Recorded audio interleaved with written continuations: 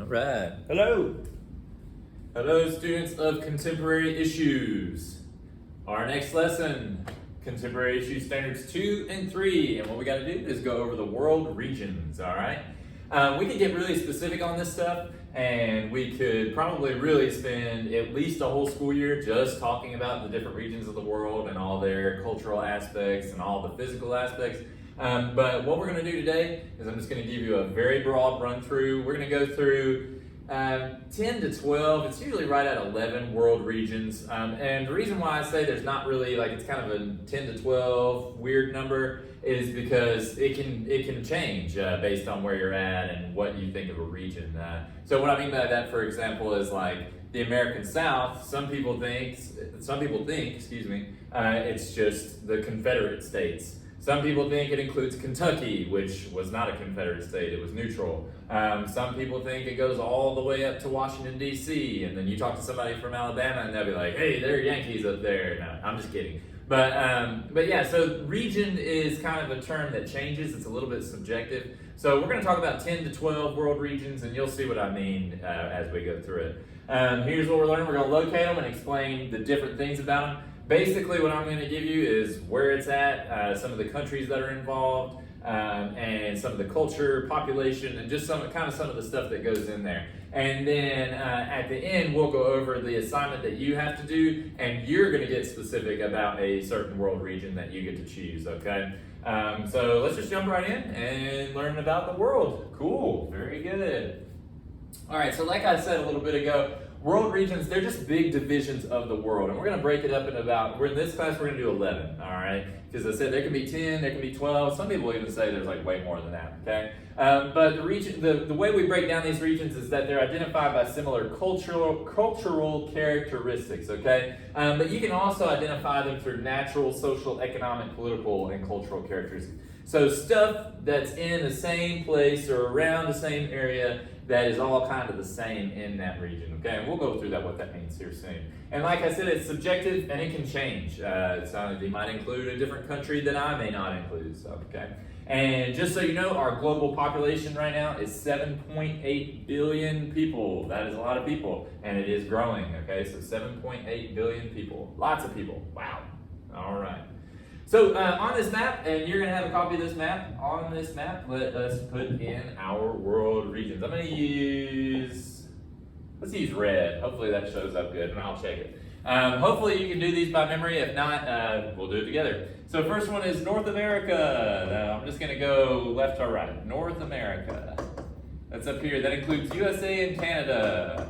Sometimes Mexico is included, but for our purposes, we're going to include Mexico in this huge region. It goes from the Rio Grande down to the Tierra del Fuego. That is called Latin America. Okay. And we're also going to, and I believe on their key that I use, I pulled this off the internet. They put the Caribbean with it. I'm going to identify it separately. The Caribbean is right here. We're going to put Caribbean. There we go. Let me see how this looks, because this red might be weird. Oh yeah, you can see that okay. If you can't see it, pause it and screenshot it or whatever you need to do, okay? Let's just move across. Up here, there is a very, very large physical feature, the largest in the world, the Sahara Desert. So down here we call this Sub-Saharan Africa. That means below the Sahara Desert. Sub-Saharan Africa, okay? This region here, this is called the Middle East here and North Africa, and I believe it's right, let's see here, yeah, so right here, Middle East, North Africa, I'm going to abbreviate it MENA, Middle East, North Africa, so I'm going to write it across here, Middle East, North Africa. North Africa is actually this part, and Middle East is over here, but that makes better sense. MENA is a better word than ANIM. All right, so Europe is here. For our purposes, we're going to keep it all one because a lot of people divide it east and west, but for our purposes, we're going to keep it all together just because it's going to be too many regions otherwise. So you got Europe over here. For other purposes, we're going to call this Russia, just a huge thing, and that's really what it is. But Russia kind of includes a little bit of Central Asia. We're going to break down Central Asia, and it also is part of Eastern Europe too. Russia actually is a country that spans 2 continents. Russia is massive, so we're going to just do Russia there. This is South Asia, aka the Indian subcontinent, because India is the largest country there. This is East Asia, primarily composed of China, but it also includes Korea and Japan. So I'm going to just draw it out there, Korea and Japan. And then down here we've got Australia / Oceania, I don't know the proper pronunciation. Australia and Oceania, which includes New Zealand. So New Zealand, I believe, is right here, okay? And did we get them all? China, Japan, Korea, Russia, Eastern Europe, yep. Oh, missed one. Southeast Asia. So this area over here, which includes all these little islands. Southeast Asia. So that's going to be your countries like Vietnam, Laos, Malaysia, that sort of thing. And of course, like I said a little bit ago, these boundaries can change. They're not formal. These are regions. They're not. They change. They're vernacular, so they change. Okay. So sometimes some of these might go up into this region, that sort of thing. Okay.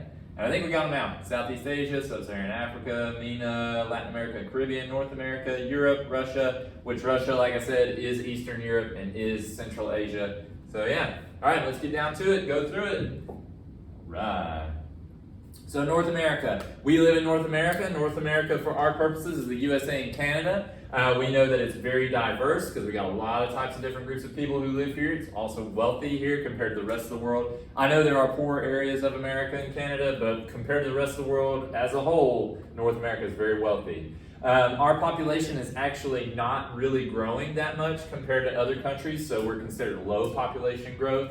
We got a lot of resources here that make us lots of money. That's how we're wealthy, such as industrial, so we got steel, things like that, fuel, we got oil and gas, and of course agriculture. The Great Plains, major food producer for the world. Like I said earlier, includes Canada and the USA, and the population is 357 million. Very good. I'm going to go fast through this because it's really easy.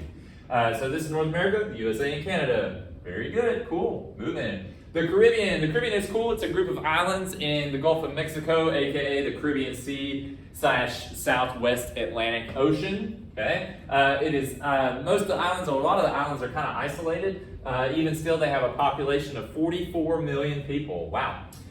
Mainly European colonial powers influenced the region, so there's a lot of different languages spoken there: Spanish, English, Dutch, French. All kinds of languages spoken there, because remember, Christopher Columbus, when he came to America, he actually landed in the Caribbean. So this is where the colonies really start off.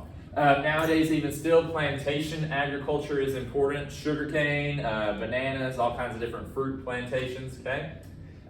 Excuse me. The population there is very dense, a lot of people living very tightly together, and they kind of suffer a lot of problems, mainly due to hurricanes and earthquakes, because they're on islands and because they live so closely together. When a disaster happens, it's really bad, okay? Culturally, very diverse, because you do have some indigenous people there, people whose ancestors were Native Americans, but you also have colonists. You also have groups of people whose ancestors were slaves, were brought there against their will, okay? Their economy, they make a lot of money off tourism. It's probably down right now due to COVID. But also exports, remember agriculture, fruits, bananas, sugarcane, all that stuff. And in these countries, you have large wealth gaps, which means you've got a very small group of people at the top who have lots of money, and then a large group of people who don't have that much money, okay? So big areas of poor people in the Caribbean.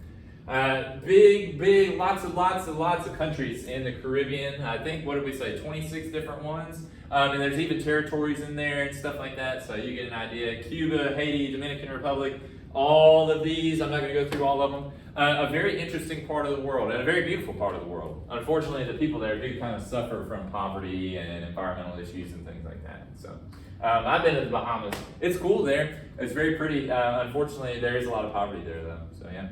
Cool. Moving on.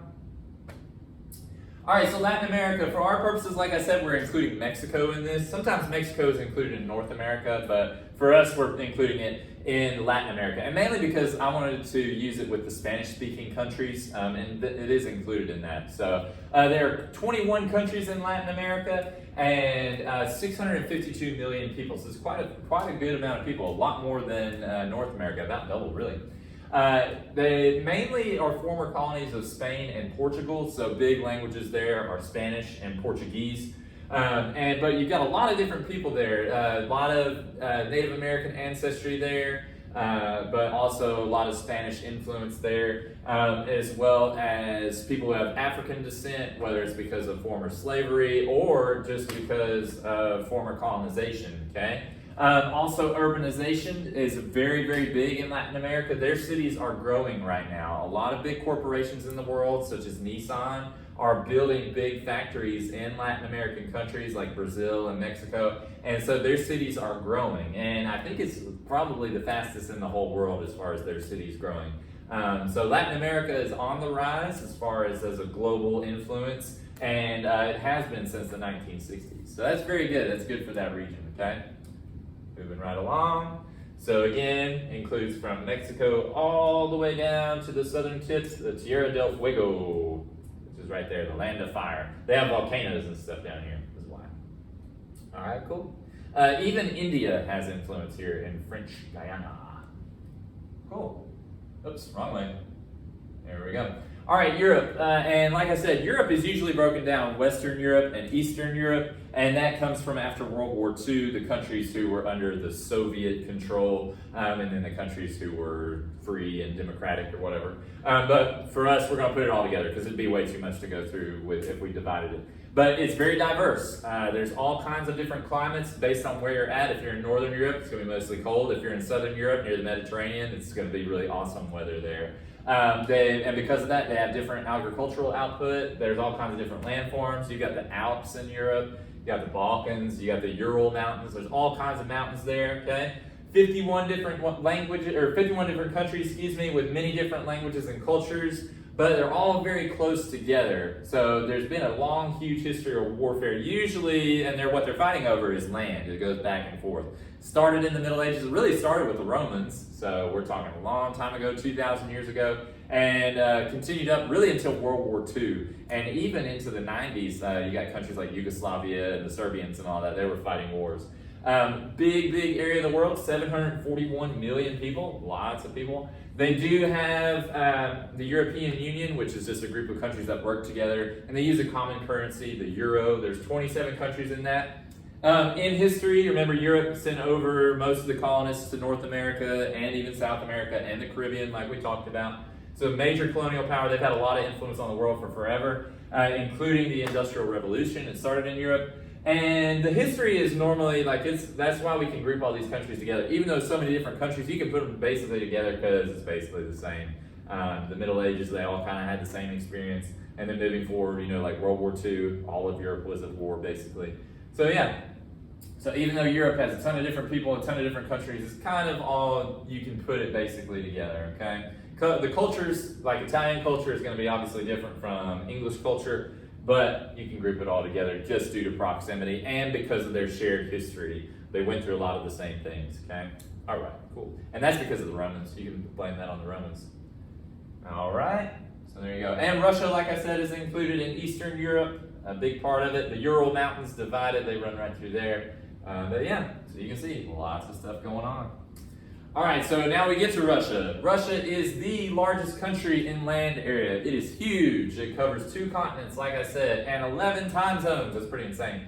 A lot of resources in Russia. Oil, they got a lot of stuff in Russia and Russia has really kind of been on the rise for a long time, but always shot itself in the foot because the communist dictatorship was not always so good to the people.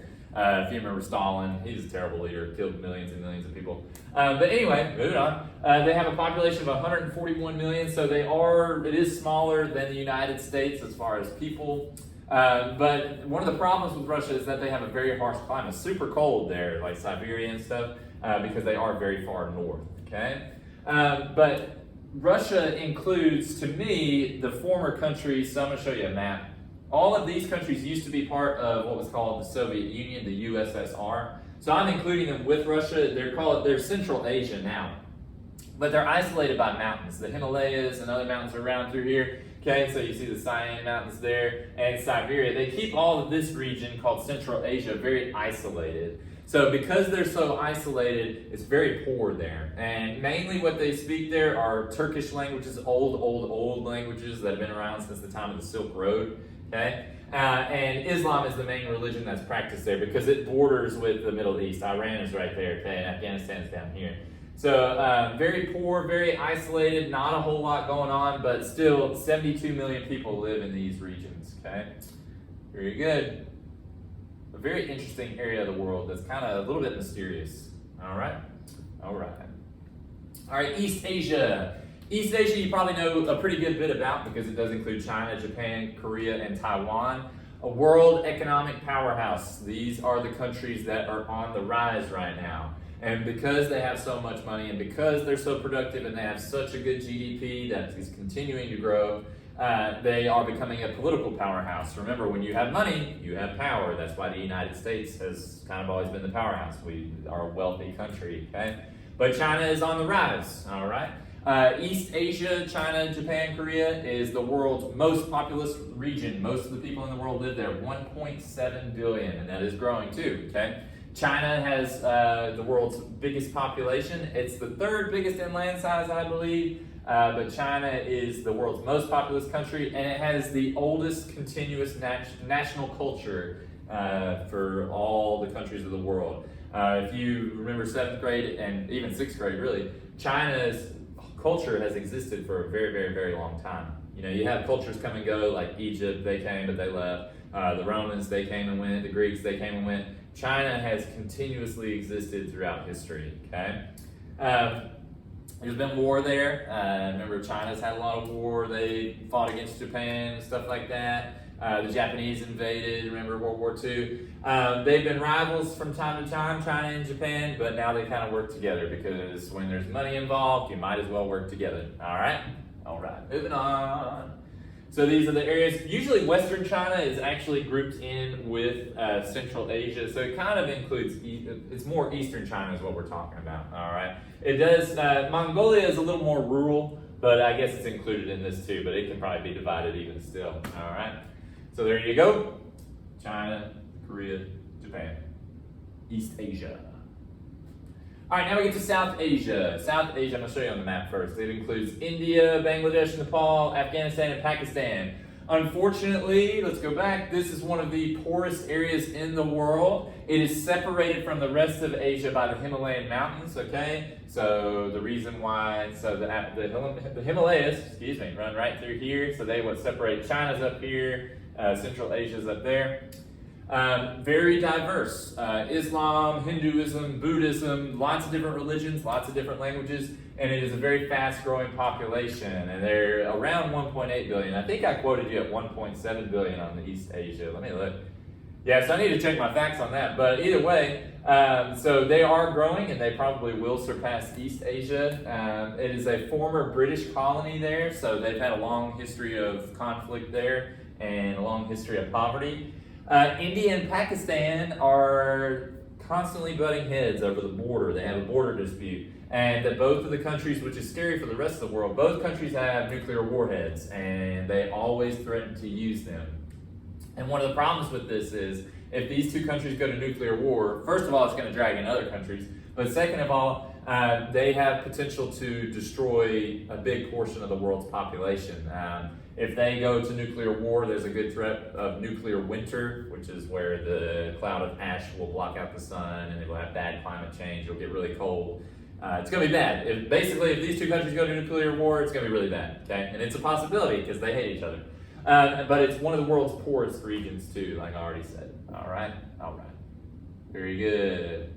All right, Southeast Asia, it has a wide variety of cultures. I'll show you on the map. It's all these countries, Malaysia, Thailand, Myanmar, Philippines, Indonesia, all those. Widespread poverty. It's mostly rural, so people farming, things like that. There are 11 different countries. Unfortunately, the big global powers like Europe and even the United States have come in and kind of stolen resources out of these places. And like there's been war there, like in Vietnam. 636 million people there, but like I said, it's mainly rural, people living out in the countryside with a few large cities, okay? But it's still very poor, all right?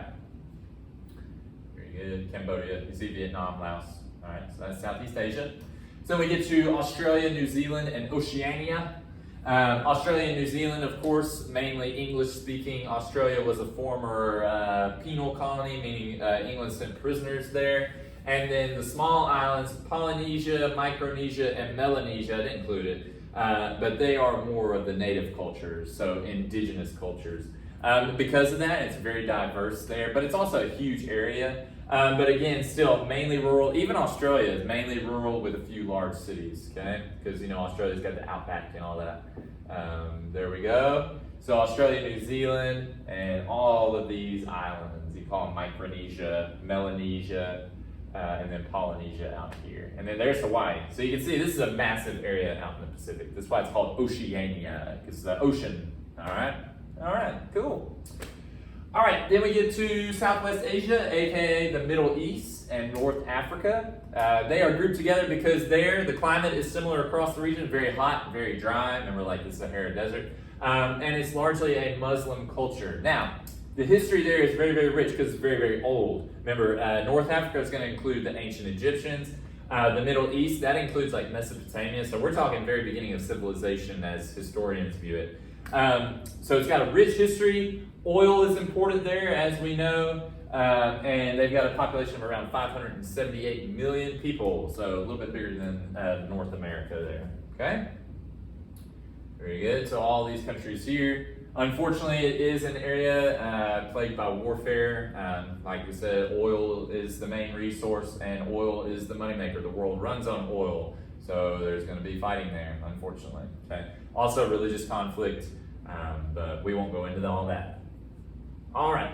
Sub-Saharan Africa, which I believe is our last region here. So like I said, it's the area below the Sahara Desert. So Sahara Desert's up here. This is Sub-Saharan Africa. Some people even break it down into Sub-Saharan Africa and then Southern Africa. We just put it all together. But it includes all these countries. So this is a huge area of the world. Africa is a massive continent. But it's the region below the Sahara. Unfortunately, it is one of the poorest regions of the world because it has a history of being colonized.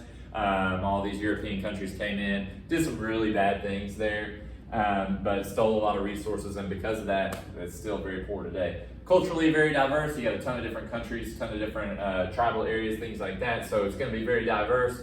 A lot of different religions there, Christianity, Islam. Population of 1.3 billion people. Now, I didn't put this in there, but here's the fact about this area. They will soon be the largest population. They are growing faster than any other area of the world, any other region. What's bad about that is there are limited food resources. There's constantly suffering from drought, different things like that, but poverty too. And so their population continues to grow and they have limited food. Africa's future, it doesn't look that bright, unfortunately. They could really use some help. And really, it honestly should go back to the colonizers, those old countries that came in and messed them up. I think they should help them, but that's just me. But there's a long history of conflict. Poverty leads to conflict, because remember, when you don't have money, you don't have power, so the only way to get power is through violence. And so they got a long history of conflict in Southern Africa, Sub-Saharan Africa, so really kind of a sad area of the world, unfortunately, but still very, very interesting regardless. All right, so let us answer these, and then I will show you your assignment for the week, and we'll be good to go. What are 3 characteristics that can be used to identify a region? First of all, obviously, culture, so cultural characteristics. Okay, but then you can also say natural things, so natural, then social, and political, and economic. So I actually gave you 5 there. Political and economic. So things that are similar, things that they share. So whether it's jobs, whatever, and that's it. National, cultural, natural, social, political, economic characteristics. So any of those things. Whether it's they have the same government types, whether they got the same type of economy, whether the people there are similar, or even just the environment. All right. What is the global population? 7.8 billion and growing. It's a whole lot of people, y'all. It's a little bit scary, honestly. All right, number 3, what types of resources can be found in North America? Industrial, agricultural, and fuel. Gas and oil. Okay, so industrial, agricultural, and fuel. Alrighty. What type of agriculture, is important in the Caribbean? I told you plantation agriculture, whether that's fruit plantations, sugar plantations, whatever, but plantation agriculture is what's the deal in the Caribbean. Pause it if you need to. I'm moving. All right, urbanization in Latin America. Urbanization means cities growing. I'm gonna put that in there so you know. Cities growing. And what did I tell you? One of the fastest rates in the world. Fastest in the world. Woo. Okay, good. What is a characteristic of Europe's history? Well, they have a long history of warfare. If you recall everything you've learned from all the way to the times of the Romans, remember the Romans were Europeans and they conquered everybody basically. And then you move to the Middle Ages and you got things like the 100 Years' War, which I believe was actually 117 years. Don't quote me on that, I think that's what it was. And then from there, you got wars from, England and France fought forever. And then you got World War I, World War II, and there's a bunch of others in there that I didn't even mention. Okay? How does Russia rank in size, not meaning land here, compared to the rest of the world's countries? Russia is the largest. Remember, 11 time zones. That's a lot. It's huge. Whoa, my handwriting got a little weird. Russia is the largest. Okay, good. And then why is Central Asia isolated from the rest of the Asian continent? Himalayan mountains. The Himalayan mountains. The world's tallest mountain range. The Himalayas. Himalayan mountains. Okay, I'll pause there. Pause it if you need it. And let's go. How many people live in East Asia? This is the one where we got a little bit confused. The number I had was 1.7 billion. If I'm wrong, send me an email and let me know and I'll fix it. 1.7 billion, okay? What threat faces the countries, particularly India and Pakistan of South Asia? That is gonna be nuclear warfare. I really hope that doesn't happen because it's gonna have devastating consequences for a lot of people. Where do people mainly live in Southeast Asia? So we're talking Vietnam, Laos, Cambodia, all of those countries that are down there. That's going to be rural villages. Rural villages. Okay? What groups of islands make up Australia and Oceania? So we've got Australia, New Zealand. I'm just going to put NZ. Okay? Polynesia, Micronesia, and there's one more called Melanesia. And Melanesia. There we go. It says Melanesia over there. Pause it if you need it. Moving on. 13. Why are the Middle East and North Africa, aka MENA, why are they grouped together? Sometimes they're called the Arabic world, and that is very revealing. They have a similar climate and culture. Similar climate and culture across the region. Even though it's a huge area, culturally similar and definitely similar climate. Hot and dry. How many people live in Sub-Saharan Africa? And the number I have is 1.3 billion, and it is growing faster than any other region in the world, okay? All right, I'm gonna pull up my assignment on the computer, so it's gonna take me just a moment. So you need to see the assignment for the week, and I'll go through it and give you some details, and that'll be it for this video. So give me just a second.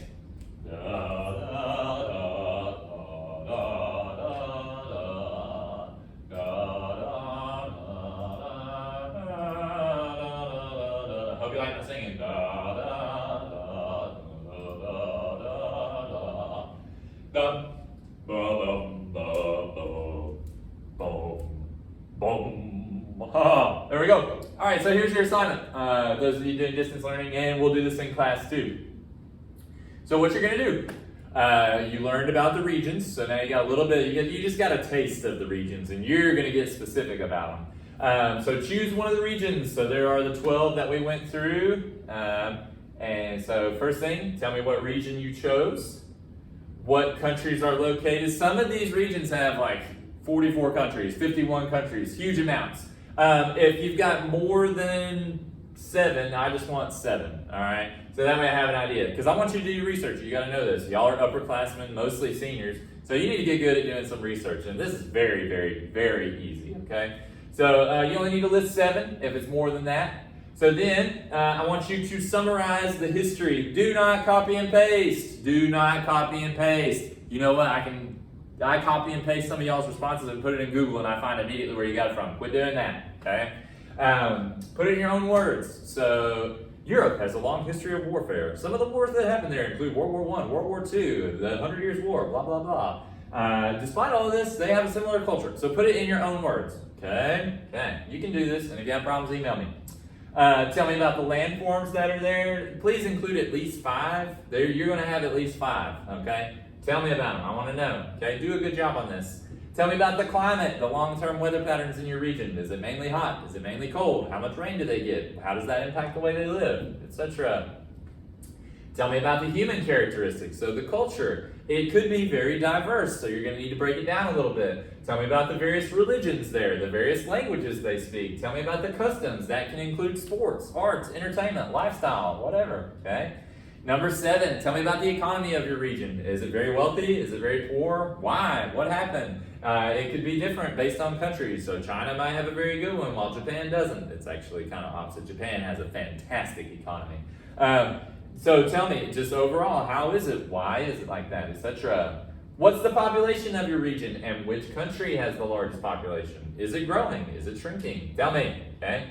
How does your region, this is a tough question. Number 9, how does your region fit into the international or global community? Is it a leader or is it not a leader? Is there conflict in your region? What does the future look like there? And you can find all of this on the internet, y'all. That's very easy. Is it improving or declining?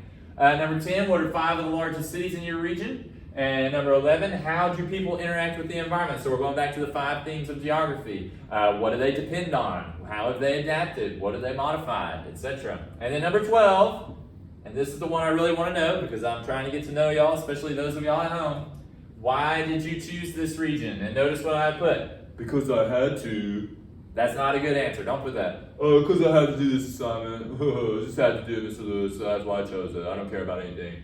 No, don't do that. Tell me why. You chose it for a reason. If you choose North America, you can put because I live there and I wanted to learn more about it. You can put, do they have a cool culture? Sure. Do you want to go there? Sure. And tell me something, last thing, tell me something you learned about the region that you did not know before. Okay?